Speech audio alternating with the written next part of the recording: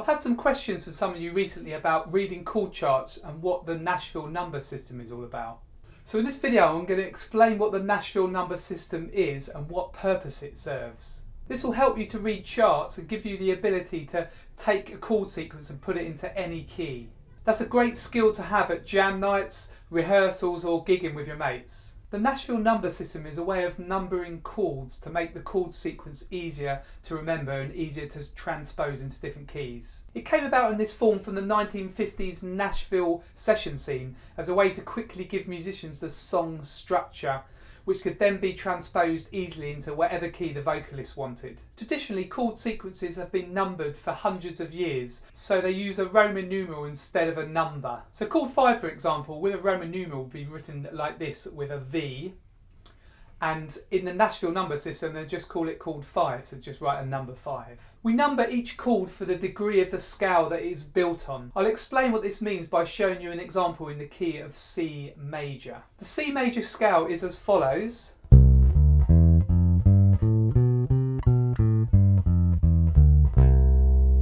If you need refreshing on what a major scale is and how it is constructed, follow the link which should come up here now. This will take you to my lesson number 21, 5 essential scales. So we can number each degree of the scale, which is another way of saying each step of the scale. So 1 would be C, 2 D, 3 E, 4 F, 5 G, 6 A, 7 B, and then back to C again.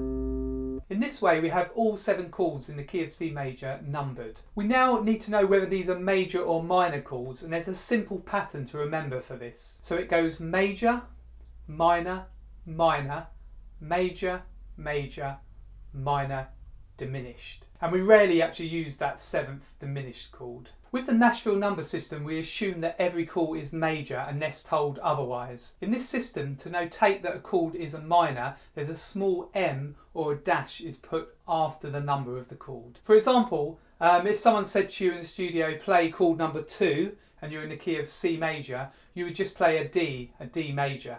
But if they wanted D minor, then they would actually say, play the minor 2 chord. I've written all this down so far on a PDF, along with the sequences, the chord sequences that we're going to cover later on in this lesson. So remember, you can get the PDF by clicking the link in the description below, and I'll email that over to you. If we pick a typical chord progression, say 2, 6, 5, 1, and we look at that in the key of C major, for example, then 2 we know is D, 1, 2, 3, 4, 5, 6. 6 we know is A, so 2, 6, 5. 1, 2, 3, 4, 5. 5 we know is G, and 1 is C. So D, A, G, C is 2, 6, 5, 1 in the key of C major. And now we have to look at what type of chord it is, and remember we can look at that simple formula below.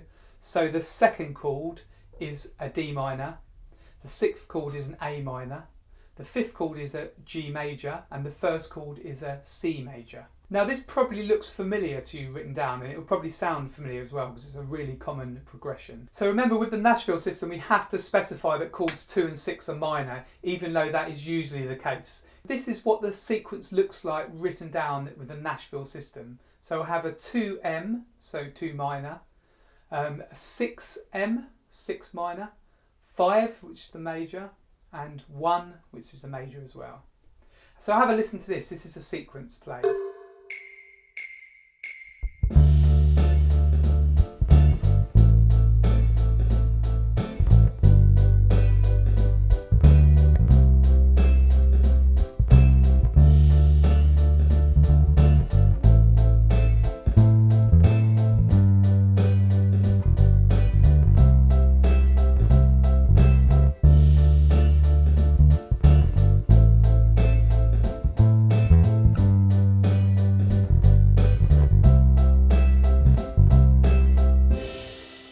If we wanted to transpose this into G major, for example, it would then become A minor, E minor, D and G. So if we take a G major scale, G, 2 is A, so that's A minor, 3, 4, 5, 6. 6 is E, so that's an E minor. 5, 1, 2, 3, 4, 5, D, D major, and 1 obviously is G, that's the root, so that's G.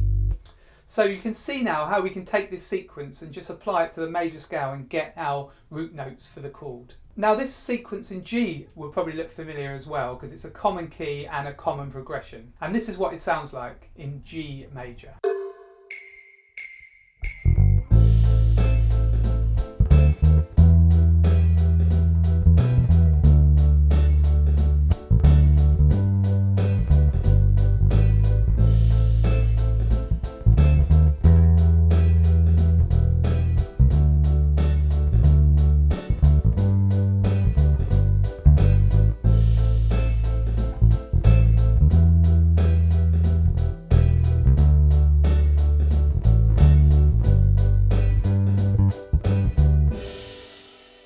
Now if we were to take the intro to Don't Stop Believing, we can write it out with the Nashville system first like this. So first of all we've got 1, 5, 6M, 4, and then 1, 5, 3M, 4. Now this is in the key of E major, so these chords become E, B, C sharp minor, A, E, B, G sharp minor, A. So we can get that from the E major scale.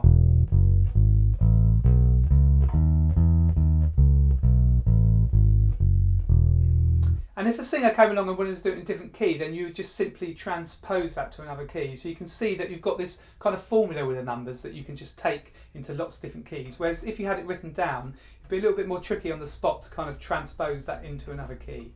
I mean, it takes a bit of practice transposing, but you see you've got a system here that you can work on.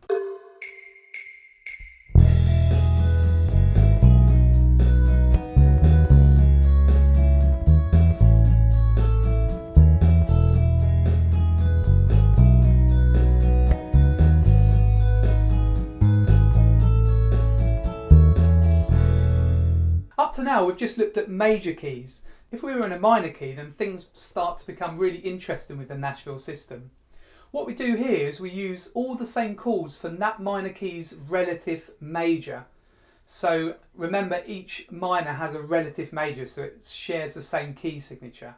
So if we look at A minor, the relative major is C major, and the way we find that out, if you don't know what it is we start with the A and we go up a minor third. That's a minor third there. Remember, that's a major third. And that's a minor third. Or the minor third's there as well. But the easiest way to find the relative major is to play your note, go down a string and down 2 frets. So A there, and the relative minor is C. So A minor shares the same chords as in C major. If you'd like to know more about understanding keys, majors, relative majors, minors, then look at my video number 32, Understanding Keys in Music. So I'll put a link up there now, so that gives you all this sort of information if you don't know it already. Another useful notation to know with the Nashville system is that if the root note, so if the chord isn't the usual one found in the major scale, then we can put a flat or a sharp. So say in the key of C major, chord 3 is E. Now if we wanted that chord to be E flat, we just put a flat sign in front of the 3. So we put flat 3. Now we look at the chord sequence of another classic song, House of the Rising Sun. So it's written like this with the Nashville system. So we've got 6M, 1, 2, 4, 6M, 1, 3, 6M, 1, 2, 4, 6M, 3, 6M. Now it's in the key of A minor, so again remember the relative major is C major, so it shares the same chord. So in this key, in the minor key, you don't start with A, say it's in A minor, you don't start with that being number 1. You just use the same numbering system from C major.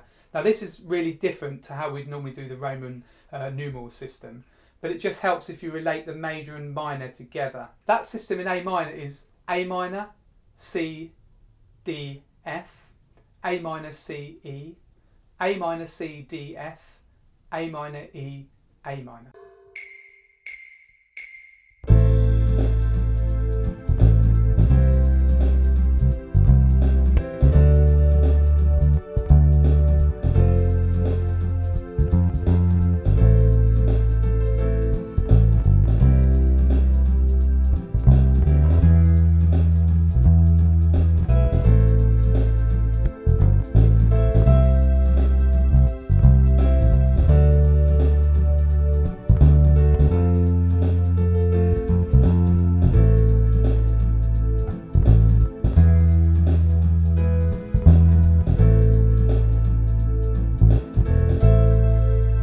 One more notation that you need to know in the Nashville system is for slash chords. So if you want to write C/E, which is actually a C chord with an E in the bass, so in C major we just write 1, so that's for C, for chord 1, and we put slash and we put 3.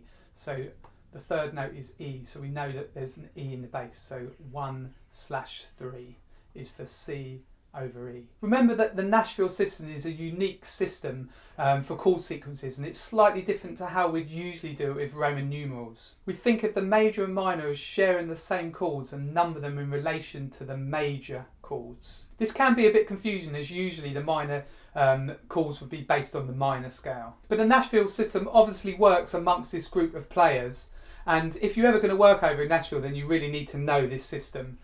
People sometimes would actually do it with a hand. They just do 1 or 4, or if someone's got a talkback mic, they'd be doing it over the talkback mic, 1, 6, 2, 4, etc, etc. To use the Nashville numbering system, it does mean you have to have a basic understanding of music theory.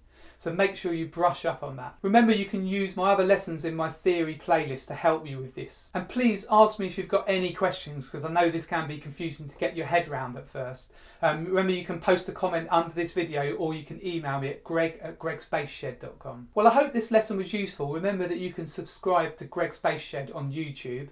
You can press the little button which is on the bottom right hand side of the screen.